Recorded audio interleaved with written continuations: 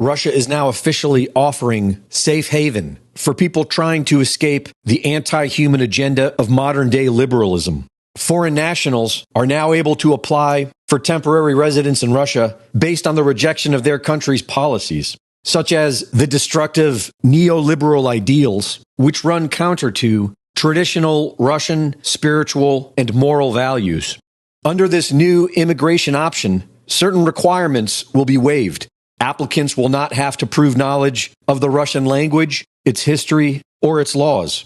The Russian Foreign Ministry has been instructed to start issuing 3-month visas to such applicants as early as next month.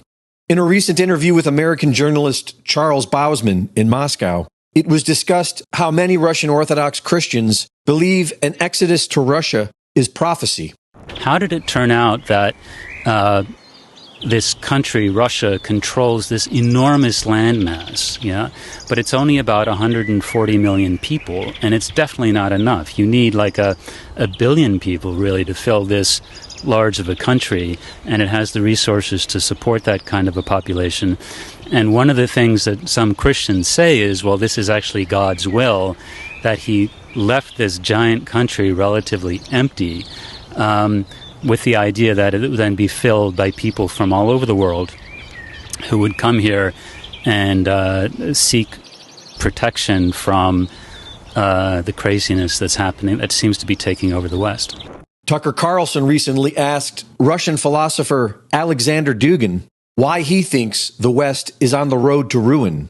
I think that everything started with individualism. When you identify individualism with the man, with the human nature, you cut all the relations to everything else. So individual, it was the key and is still key concept that was put in the center of liberal ideology. And after the fall of the Soviet Union, there was only liberalism. There were only two collective identities to liberate from, liberation from gender, and that has led to transgenders, to LGBT, and new form of sexual individualism. So sex is something optional. And the last step that is not yet totally made is liberation from human identity, humanity optional. So you can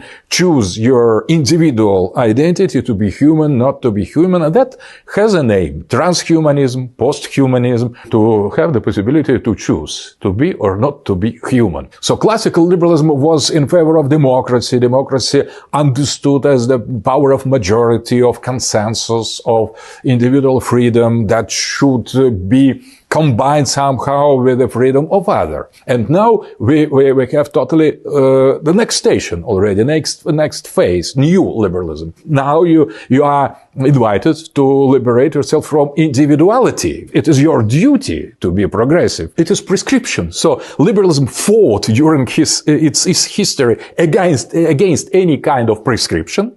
And now either be progressive liberal or you are done. How do you explain this phenomenon I have noticed where for over 70 years, a group of people in the West and the United States, liberals, effectively defended the Soviet system and Stalinism, and many personally participated in Stalinism. But in the year 2000, leadership of this country changed and Russia became their main enemy.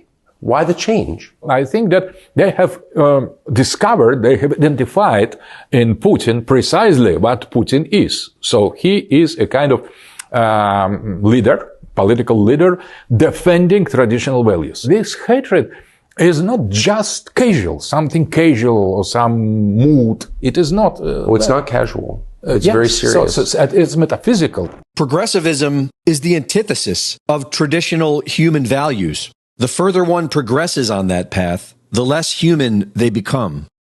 Reporting for InfoWars, this is Greg Reese.